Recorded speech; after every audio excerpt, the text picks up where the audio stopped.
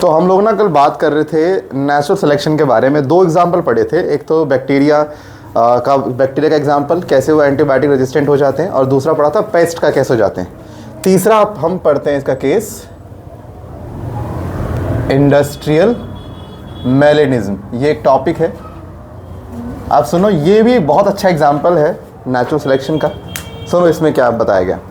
England की कहानी है, इंग्लैंड की ये 1820s के आसपास की कहानी है कि इंग्लैंड के शुरुआती दौर में, क्योंकि आप जानते हो कि अंग्रेज सारे ऑलमोस्ट कहाँ बसे थे, इंडिया में बसे पड़े थे, तो वहाँ की आबादी ऑलरेडी कम थी। जहाँ पर आबादी कम होती है वहाँ पर बिजनेस वगैरह भी कम थे। और अब जानते हो उन्होंने ब्रिटिश ईस्ट कंपनी, कौन सी थी, ईस्ट कंपनी इंडिया में सेटअप कर रखी थी। तो जब उनका सारा कारोबार भारत से चल रहा था तो वहाँ पर ज़रूरत थी नहीं इतने कारोबार की। तो इसीलिए, क्योंकि उस एरिया में कोई इंडस्ट्री सेटअप नहीं थी, इसीलिए इंग्लैंड में शुरुआती दौर में पोल्यूशन नहीं था। पोल्यूशन ना होने की वजह से उनके जितने भी ट्रीज़ अवेलेबल थे इंग्लैंड के अंदर, उन ट्रीज़ के ऊपर लाइकेंस आ गए। लाइकेंस याद है ना, फंगस और एल्गी के मिलने से जो बने उसे लाइकेंस कहते हैं। जैसे विराट प्लस अनुष्का इज विजुष्का, ऐसे लाइकेन में एल्गी प्लस फंगस क्या कहलाता है, लाइकेन, यानी दोनों का कॉम्बिनेशन है। अब लाइकेंस हमेशा होते हैं, ये होते हैं पोल्यूशन सेंसिटिव, खासकर पता कौन सी गैस के, सल्फर डाइऑक्साइड गैस से ज़्यादा सेंसिटिव होते हैं। अब उस समय प्रेजेंट थे, देखो एक मैं इंसेक्ट लिख रहा हूँ, मोथ। मोथ एक तरह से बटरफ्लाई जैसा होता है, बट बटरफ्लाई नहीं होता भाई, ये बटरफ्लाई से गंदा दिखता है। बटरफ्लाई बहुत खूबसूरत दिखती है, ये डार्क कलर का, और जिनके दो स्पीशीज़ हैं, एक डार्क कलर और एक लाइट कलर। वाइट नहीं बोलेंगे, क्या बोलेंगे, लाइट कलर बोलेंगे। तो क्या देखा गया कि शुरुआत में जो मॉथ थे वो कैसे थे, लाइट कलर के मॉथ थे, ठीक है, हम बोलेंगे लाइट कलर्ड मॉथ। तो अब देखो ऐसा था कि लाइकेंस का कलर कैसा होता है, लाइट। लाइकेंस का कई बार ना लोग कलर एज्यूम नहीं कर पाते, सर लाइकेंस किस कलर की दिखा करती है, ये जो आप देख रहे हो बोन जिस कलर की है, इसको हल्का सा डार्क कर लो, बस लाइकेंस इस तरह के कलर में दिखा करते हैं। तो लाइकेंस लाइट कलर में हुआ करते हैं। और जब लाइकेंस ट्री के ऊपर लगे, तो देखो जो ट्री के स्टेम का कलर होता है, आप जानते हो स्टेम का कलर कैसा होता है, डार्क होता है, राइट, लेकिन लाइट का कलर कैसा है, लाइट। अब इस लाइट लाइकेन के ऊपर ये लाइट कलर के मॉथ बैठ जाते थे। अब इससे होता क्या था, ऊपर जो भी इंसेक्टिवोरस बर्ड है, कोई बर्ड उड़ रही है जो इंसेक्ट्स खाती है, अब लाइट कलर के लाइकेंस है, उस पर लाइट कलर का मॉथ बैठा हुआ है। दोनों में कैमोफ्लेज हुआ कि नहीं हुआ, मतलब दोनों छुप गए, दिख ही नहीं रहे। अब क्योंकि इंसेक्टिवोरस बर्ड्स को अब वो मोथ दिख नहीं रहा, क्योंकि वो लाइट कलर के लाइकेंस के ऊपर बैठा हुआ है, इसीलिए बर्ड्स उनको खा नहीं पाए, यानी इनका शिकार नहीं हुआ। लेकिन फिर हुआ क्या, फिर 1850s या 90th सेंचुरी तक आते आते इंडस्ट्री सेटअप होने लगी इंग्लैंड के अंदर। और जब इंडस्ट्री सेटअप होने लगी, इसका मतलब आफ्टर इंडस्ट्रियलाइजेशन, जब इंडस्ट्री सेटअप हुई, तो आप जानते हो इंडस्ट्रीज के लिए बहुत बेसिक सा फ्यूल होता है कोयला, और कोयले से पोल्यूशन होता है। तो जब इंडस्ट्री सेटअप हुई, तब आसपास के एरिया में क्या स्टार्ट हो गया, पोल्यूशन होना शुरू हो गया। और जब पोल्यूशन हुआ तो जितने भी ट्रीज के ऊपर लाइकेंस थे, लाइकेंस गायब होने लगे। और जब लाइकेंस ट्री के स्टेम से हट जाएंगे, तो जो ट्री का अपना खुद का कलर है, कौन सा कलर है, डार्क कलर, वो डार्क कलर अब विजिबल होने लग जाएगा। यानी अब जो स्टेम का डार्क ब्राउन कलर होता है वो विजिबल हो गया। अब लाइट कलर के मॉथ को जगह तो कोई मिल नहीं रही, तो उनको मजबूरन कहाँ बैठना पड़ेगा, स्टेम पे बैठना पड़ेगा भाई। जब स्टेम के ऊपर देखो, यही लाइट कलर के मॉथ जब लाइकेन पे बैठते थे तो कैमोफ्लेज हो जाता था, तो बच जाते थे। अब क्योंकि लाइकेंस तो गायब हो गए, लाइकेंस के गायब होने के बाद अब इनके पास मजबूरी में ऑप्शन क्या बचा, स्टेम बचा। जब स्टेम पर बैठे तो जो ऊपर से इंसेक्टिवोरस बर्ड्स हैं उन्हें ये दिखने लगे, और जब ये दिखने लगे, इजीली स्पॉट हो रहे हैं, तो इनका प्रिडेशन क्या हो गया, स्टार्ट हो गया। अब प्रिडेशन स्टार्ट हुआ तो इनके नंबर बहुत तेज़ी से गिरने लगे, और ये चीज़ बहुत लंबे समय तक चली। यानी वाइट जो लाइट कलर के मॉथ से इनके नंबर बहुत गिरने लगे। हमने क्या देखा, कुछ टाइम बाद हमें डार्क कलर के मॉथ्स विजिबल हुए, लाइट के नंबर कम हो रहे थे, और हमने देखा एक नई स्पीशीज बिल्ड हो गई, किसकी, मॉथ के, जिसका क्या था, डार्क कलर का मॉथ। अब लाखों में से ऐसे 2 या 4 ऐसे मॉथ दिखे अपने को, ऐसा नहीं कि बहुत सारे दिखे, क्योंकि यहाँ पर हम ये कह सकते हैं कि जब बैकग्राउंड चेंज हुआ तो नेचर ने एक लाइन बोली कि जिसका कलर डार्क होगा हम उसको सेलेक्ट कर लेंगे, और जिसका कलर डार्क नहीं होगा उससे हम सेलेक्ट नहीं करेंगे। इन शॉर्ट, नेचर एक वेरिएशन डिमांड कर रहा है ना। मैंने क्या बोला था, जब भी नेचर में कोई चेंज आता है, नेचर अपने एक रिक्वायरमेंट रख देता है, जो वो पूरी कर देगा उसे वो सेलेक्ट कर लेगा, और जो नहीं करता उसे वो रिमूव कर देता है। अब नेचर ने बोला, सारे वाइट वालों को बोला कि जिस जिसके पास डार्क कलर आ जाए मैं उसको बचा लूंगा, और जिसके पास नहीं है मैं उसे मार दूंगा। अब इनमें से क्या हुआ, कुछ मौत के पास मेलानिन डेवलप हो गया। मेलानिन जानते हो ना, लिविंग बॉडी में कलर कभी भी रीजन कौन हमेशा से मेलानिन होता है। तो मेलानिन डेवलप हो गया कुछ का, जब कुछ के अंदर डेवलप हो गया मेलानिन तो वो डार्क हो गए, और कुछ नहीं हुए। तो देखो कुछ में वेरिएशन आई, नेचर ने इन्हें सेलेक्ट। अच्छा इमेजिन करो, डार्क नहीं, क्या पता कुछ मौत लाइट से और लाइट हो गए हो। मैंने क्या बोला था, वेरिएशन दोनों तरह की होती है, पॉजिटिव भी होती है और नेगेटिव भी होती है। ये कोई जरूरी नहीं कि हमेशा पॉजिटिव हो। तो सोचो मौत 3 वैरायटी में बने होंगे, एक न्यूट्रल, एक जो बहुत ज्यादा लाइट हो गए, एक जो बहुत ज्यादा, एक जो डार्क हो गए। तब नेचर ने तीनों को बुलाया। नेचर ने कहा बीच लगा, तू तो वेरिएशन शो नहीं किया, तू तो वैसे निकल जा। अब जिन्होंने किया वेरिएशन शो, अब मैं सेलेक्ट करूंगा कौन सी वेरिएशन मेरे लिए यूजफुल है। तो नेचर ने कहा लाइट से तू और लाइट हो गया, ये तो खतरनाक चीज है, तू तो पक्का जा। लेकिन डार्क वाले को तुझे हम सेलेक्ट कर रहे हैं। तो इस बात का ध्यान रखना, एग्जाम में कभी क्वेश्चन है कि क्या वेरिएशन हमेशा यूजफुल होती है, बोलना बिल्कुल भी नहीं। नेचर सिर्फ क्या सेलेक्ट करता है, यूजफुल वेरिएशन। उसके अलावा जितनी भी हार्मफुल वेरिएशन है उन सबको नेचर एलिमिनेट कर देता है। इसीलिए समय के साथ क्या हुआ, अब इस ट्री के स्टेम पर आप देखोगे डार्क कलर के मॉथ्स के नंबर बढ़ने लगे। किसके बढ़े नंबर, डार्क कलर के, और लाइट कलर के मॉथ कम हो गए। हमें लगा कि लाइट कलर के मॉथ सब बचे नहीं, सारे डार्क के डार्क बचे हुए हैं। कहानी में पलटी तब आती है जब कुछ टाइम बाद गवर्नमेंट को रियलाइज़ होता है कि हम जितना पोल्यूशन कॉज कर रहे हैं हमारे यहाँ के लोगों के लिए अच्छा नहीं है।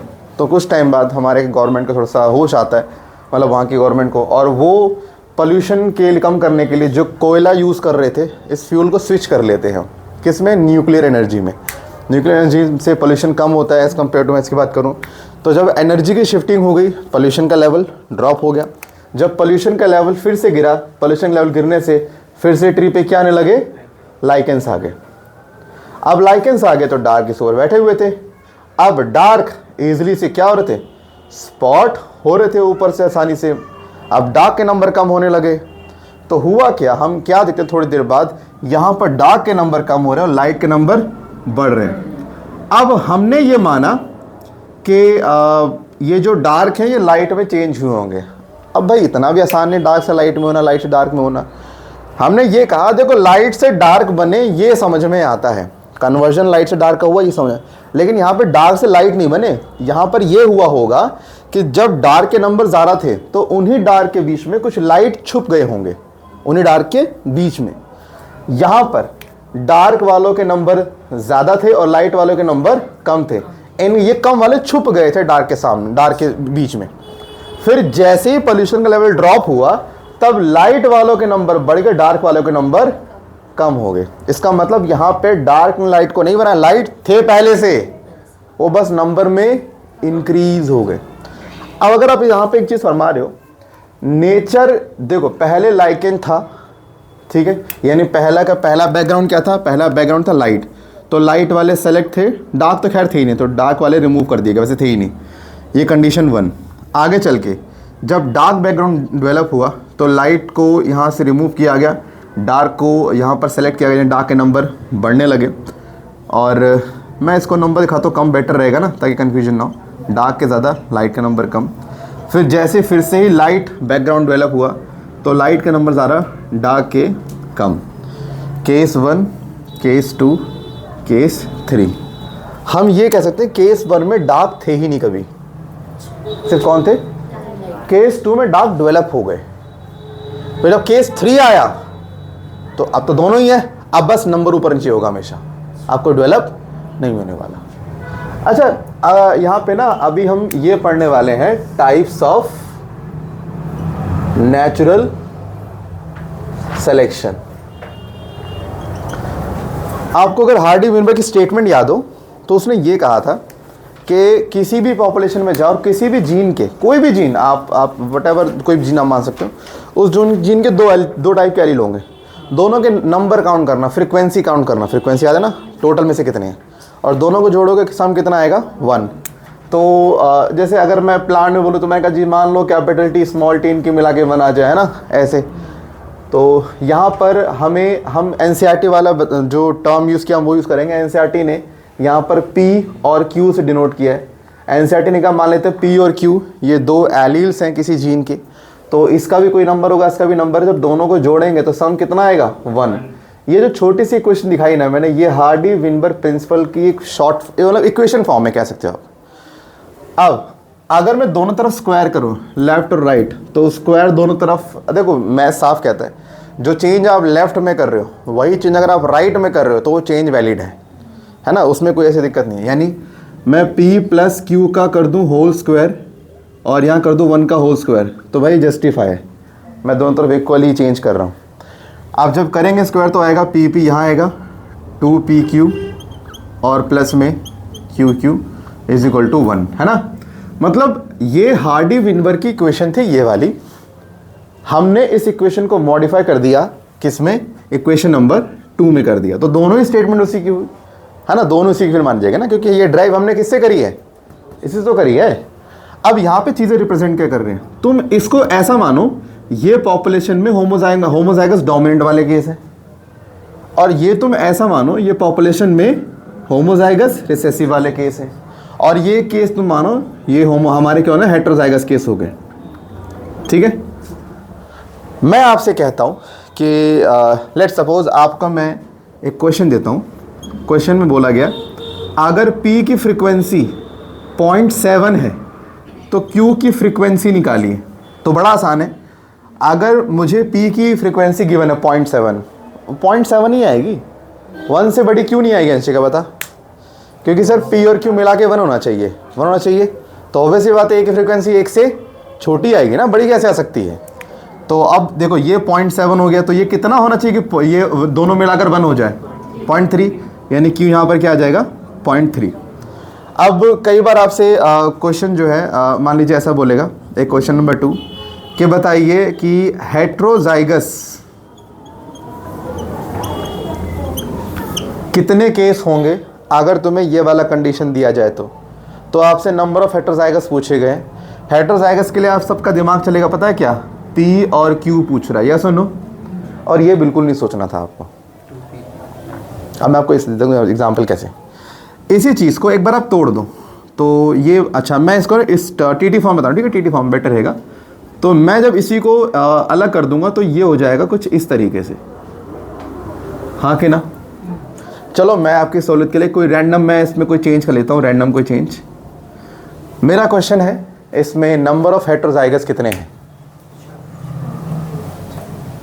क्या है 4। आपने सिर्फ कैपिटल टी स्मॉल टी क्यों नहीं बोला। मेरा क्वेश्चन है लेट सपोज मैं आपको बोलता हूँ कैपिटल टी है 7, मैं यहाँ पे पॉइंट नहीं, मैं एक कोई वैल्यू माना, ठीक है, 7 हो गया और स्मॉल टी हो गया, लेट सपोज 3 हो गया, मैं पॉइंट की बात नहीं करता, अभी सिंपल मान के चलो। मेरा क्वेश्चन अब ये है कि जितने ये मैंने दिखाए इंडिविजुअल, इसमें से कितने हेटेरोजाइगस हैं, टोटल नंबर काउंट करो। वैल्यू गिवन है कैपिटल टी इतना, स्मॉल टी इतना, मतलब स्मॉल टी इतना। अब 2 आंसर निकालते हैं बच्चे, आंसर नंबर 1 और एक आंसर नंबर 2।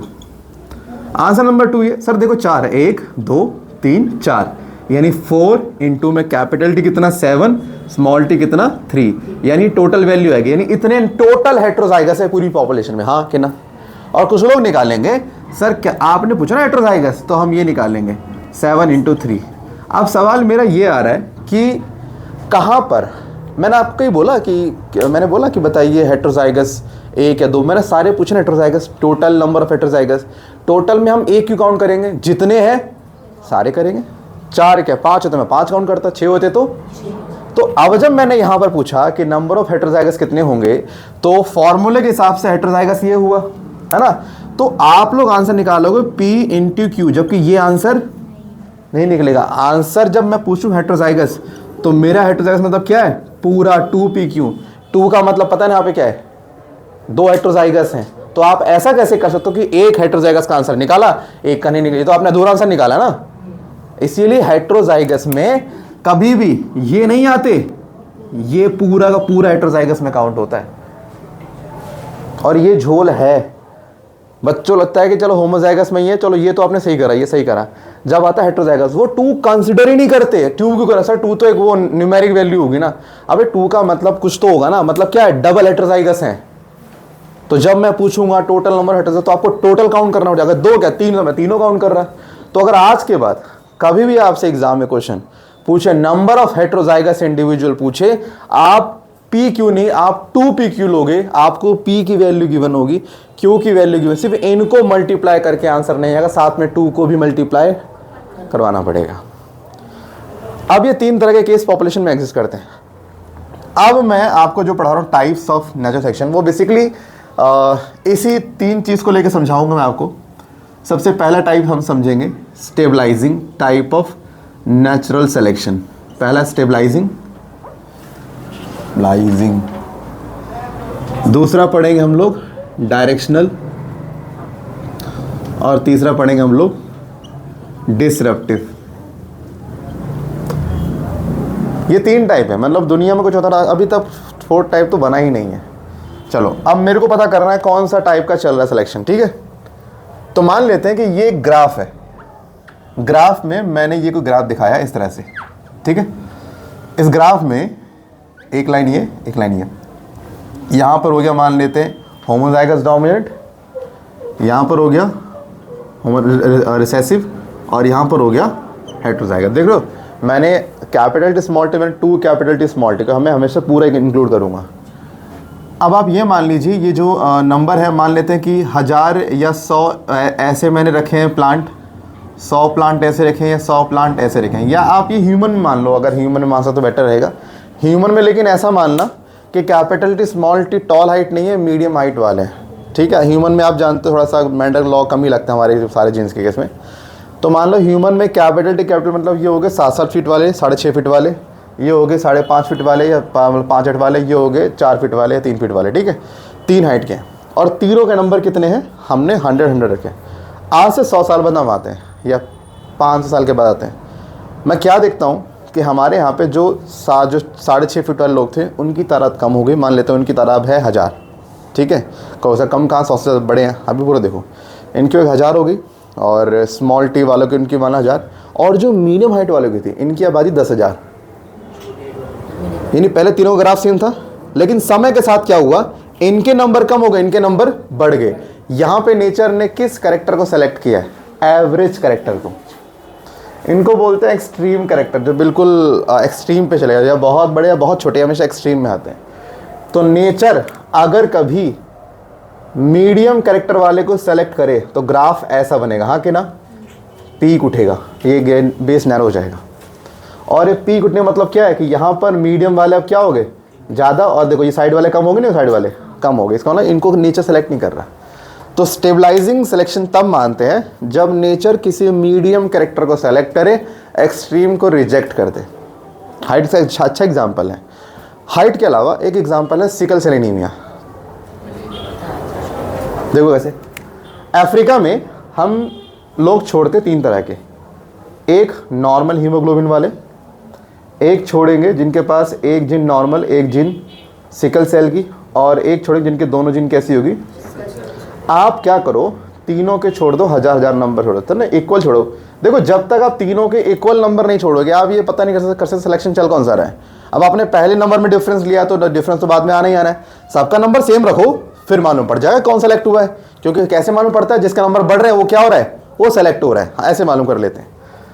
हम क्या देखते हैं कि आज से 50 साल बाद देखेंगे कि ये लोग मर जाएंगे मलेरिया से, ये लोग वहाँ सर्वाइव नहीं कर पाएंगे, मलेरिया इतना खतरनाक वहाँ पर होता है। यानी HbN के नंबर मान लेते हैं कि यहाँ पर 50 हो गए, ये वाले लोग अपनी बीमारी से मर जाएंगे, अपनी सिकल सेल से मर जाएंगे, तो वहाँ पर मान लीजिए होगा 50। लेकिन ये वाले, ये तो ना मलेरिया होगा और ना ये मतलब सिकल सेल है, यानी ये लोग बचेंगे, इनके नंबर मान लीजिए होगा 5000। तो अब मुझे बताइए ये वाला दोनों के बीच के कैरेक्टर का है कि नहीं, यानी नेचर ने फिर से किसे किया सेलेक्ट, मीडियम कैरेक्टर वाला जिसमें दोनों के गुण हों। तो अफ्रीका में जाओगे, अच्छा मेरा आपसे क्वेश्चन है, यही तीनों चीज़ अफ्रीका में, यही तीनों चीज़ इंडिया में, तो अफ्रीका में होगा इन तीनों का क्या, स्टेबलाइजिंग नेचुरल सिलेक्शन। इंडिया में नहीं होगा। हमारे यहाँ कौन सा इतना खतरनाक मलेरिया, हमारा तो भाई हमारे यहाँ सर्वाइव कर जाएगा, हमारे यहाँ कौन निपटेगा, ये निपट जाएंगे और ये दोनों रहेंगे। हालांकि इसके नंबर मतलब कम हो जाएंगे, जब ये नहीं रहेंगे तो इनके नंबर भी अपने आप गिर जाएंगे। अल्टीमेट ज़्यादा कौन रहेगा, ये वाला। अब ये वाला सिलेक्शन कौन सा है, ये वाला अगले वाला डायरेक्शनल। अब डायरेक्शनल में क्या होता है, सुनो, डायरेक्शनल में क्या होता है, जैसे यहाँ पर ना एक चीज़ बोले थे स्टेबलाइजिंग में, ये तब होता है जब नेचर क्या होगा, जब नेचर कांस्टेंट होगा। स्टेबलाइजिंग की पहचान क्या है, नेचर कांस्टेंट रहना चाहिए। अगर मान लेते हैं कि अफ्रीका मलेरिया भी हो रहा है और आज से 10 साल में मलेरिया होना बंद हो गया, तब भाई ये कुछ नहीं होने वाला, जैसा कंडीशन है वैसा ही रहेगा, तो अभी क्या चलेगा, तभी बोला स्टेबल मतलब क्या, जैसा है वैसे ही रहे, वो ना जाएगा राइट ना जाएगा लेफ्ट, क्योंकि नेचर भी कैसा है, क्योंकि नेचर चेंज हुआ, रिक्वायरमेंट चेंज। अब देखो स्टेबलाइजिंग में क्या होता है, सॉरी डायरेक्शनल में ये होता है, जैसे मान लीजिए ये एक हमारा हो गया और यहाँ पे फिर से लेंगे तीनों के करेक्ट, ठीक है, तीनों के नंबर वही सेम। अब मैं समय के साथ क्या देख रहा हूँ कि ये जो ग्राफ है, ये जो मेरा, ये तुम्हारा राइट शिफ्ट हो गया, लेफ्ट शिफ्ट हो गया। अच्छा, डायरेक्शनल में ना मजे की बात क्या है, इसमें नेचर मीडियम कैरेक्टर को सेलेक्ट कभी नहीं करता। किसको करेगा, एक्सट्रीम वालों को। सोचो यहाँ सारे थे, ग्राफ मान लेते हल्का सा राइट शिफ्ट हो गया, अब राइट शिफ्ट होने से क्या हुआ, ये नंबर मान लेते हैं कैपिटल टी की हो गया, और ये वाले स्मॉल टी, बीच वाले तो गायब हो गए, मीडियम कैरेक्टर वाले। सोचो ये पूरा का पूरा ग्राफ किसका, यहाँ से लेके यहाँ तक, ये पूरा स्मॉल टी। देखो पहले स्मॉल टी था सिर्फ इतना, अब देखो कितना हो गया, स्मॉल टी बढ़ गया ना। अब इमेजिन करो कि ग्राफ फिर से शिफ्ट होता है, ग्राफ माने हल्का सा लेफ्ट जाता है, जैसे ग्राफ हल्का सा लेफ्ट गया, अब स्मॉल टी इतने बचे, और ये कितना हो गए, कैपिटल टी के बढ़ गए नंबर। ग्राफ फिर से कहाँ गया, फिर से शिफ्ट हो गया। अब ऐसा हो क्यों रहा है, इसका एग्जाम्पल आपको ये दिख जाएगा, इंडस्ट्रियल मैकेनिज्म। एक बार सा ग्राफ अगर ड्रॉ करते तो ग्राफ में क्या होता, 3 तरह के मौत हम सोच सकते हैं, एक लाइट, डार्क और एक इन बिटवीन केस तो यहाँ पर है ही नहीं, कौन सा बचा, सिर्फ लाइट एंड डार्क। जब लाइकेंस थे, जब लाइट बैकग्राउंड था, तो नेचर ने किसे सेलेक्ट किया था, सिर्फ लाइट वाले को, सिर्फ लाइट वाला। लाइट और डार्क एक्सट्रीम पे आ रहे हैं ना, यानी इस समय किसके नंबर ज़्यादा थे, लाइट के ज़्यादा थे। तो जब ग्राफ बनाएंगे इसमें, तो ग्राफ कैसा है, मान लीजिए ये रहे नंबर किसके, ये रहे लाइट वालों के, डार्क ये रहे, ठीक है। जब यहाँ पर आया, जब डार्क का माहौल आया, पीछे डार्क बैकग्राउंड हो गया, डार्क बैकग्राउंड में क्या हुआ, अब ग्राफ शिफ्ट हो गया, अब क्या हो गए, अब लाइट हो गए कम और डार्क हो गए ज़्यादा। ये ग्राफ बार बार अपना सिलेक्शन चेंज कर रहा नहीं कर रहा, कभी लाइट को कर रहा, फिर कभी डार्क को, कभी लाइट को, कभी डार्क। जब नेचर फिक्स ना रहे, नेचर बार बार अपनी चॉइस चेंज करता है, तो क्या होगा, डायरेक्शनल। तो बोला डायरेक्शनल क्या है, डायरेक्शन इसकी लगातार चेंज होती रहती है। और इंडस्ट्रियल मैकेनिज्म से अच्छा एग्जांपल तो आई थिंक लगते हैं होना चाहिए क्या, और नहीं वहाँ तो अभी हम डार्क कैरेक्टर लेते हैं, बट वहाँ पे एग्जिस्ट नहीं करेगा इनिशियल केस में बात करूँ मैं। तो जब नेचर, अच्छा ये वाला ग्राफ कब होगा, when nature is keep changing, जब नेचर लगातार अपने आप को चेंज करेगा तब चलेगा ये वाला। यानी हमारे यहाँ डायरेक्शन नहीं चलेगा, हमारे यहाँ पे भाई हमारा तो इससे एक जैसा रहता है ना, क्या होगा, तो जब हमारे नेचर सेम है तो हमारे में कैसा होगा चेंज। अच्छा एक बात और, डायरेक्शनल में एक ही सेलेक्ट हो रहा है, 2 नहीं कैरेक्टर, जैसे यहाँ भी एक ही सेलेक्ट हो, यहाँ मीडियम वाला यहाँ पे एक्सट्रीम वाला, लेकिन कोई एक। डिसरप्टिव में कहानी उल्टी होती है। डिसरप्टिव में क्या कहता है, कहता भाई हम 2 एक्सट्रीम को सेम टाइम पे सेलेक्ट करेंगे, सेम टाइम पर। इसका ग्राफ जैसे मान लो पहले ऐसे था, फिर ग्राफ बाद में ऐसा हो गया, ऐसा, यहाँ पे कैपिटल टी स्मॉल टी, यहाँ हो गया एवरेज वाला। इसका एग्जांपल समझो ऐसे, मान के चलो कि एक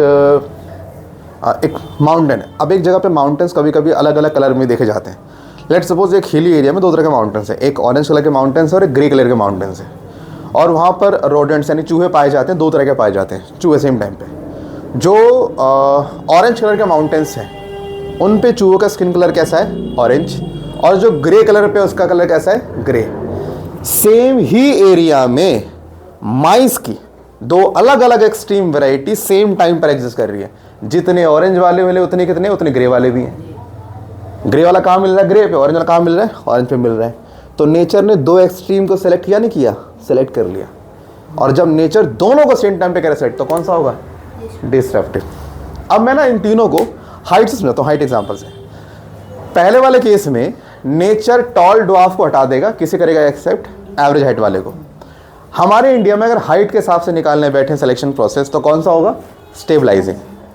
अब हम जाते हैं अफ्रीकन कंट्री में। अफ्रीकन कंट्री में अगर हम हाइट के हिसाब से बात करें तो वो कौन से टाइप के शो करेंगे? वो डायरेक्शन टॉल में रहते हो। डॉफ तो मिलते नहीं, उनका डॉफ भी तुमसे ज़्यादा बड़ा होता है, उनका टॉलनेस में आते हैं, तो वो उनके में क्या है, सारे सारे टॉल है, तो वो सारे किस में आएंगे? डायरेक्शनल में। अब हम बात करते हैं नहीं चाइना की बात नहीं करते, तो है ही, चाइना में चलेगा डायरेक्शन, वो भी सारे नाटे नाटे से होते हैं, उनके भी डायरेक्शन चल जाएगा। चलो मान लेते हैं अमेरिका, मान लेते हैं अमेरिका में हर तरह के, क्योंकि डेवलप कंट्रीज बहुत सारे लोग आके रहते हैं वहाँ पर, जब हाइट काउंट करोगे तो आपको टॉल और डॉफ दोनों मिलेंगे अच्छे रहने चाहिए, तो वो हमारा कौन सा हो जाएगा? डिसरप्टिव। तो कभी देखो आपसे डिसरप्टिव एग्जाम्पल नहीं पूछेगा, सबसे अच्छी बात ये है, आपसे पूछेगा सिर्फ किसका? सेकेंड एंड फर्स्ट वाले का। पहचानना इनको बड़ा आसान है। नेचर अगर दो एक्सट्रीम को सेम टाइम पे सेलेक्ट करे, डिसरप्टिव। नेचर बार बार अपनी चॉइस चेंज करे, डायरेक्शन चॉइस ना भी चेंज करे लेकिन किसी एक एक्सट्रीम को सेलेक्ट करके बैठा हुआ है, एक्सट्रीम को, मीडियम वाले को नहीं, डायरेक्शनल। और अगर मीडियम वाले को कर ले सेलेक्ट तो स्टेबलाइजिंग। बंद कर दे वीडियो। अबे बंद कर दे हैं ना।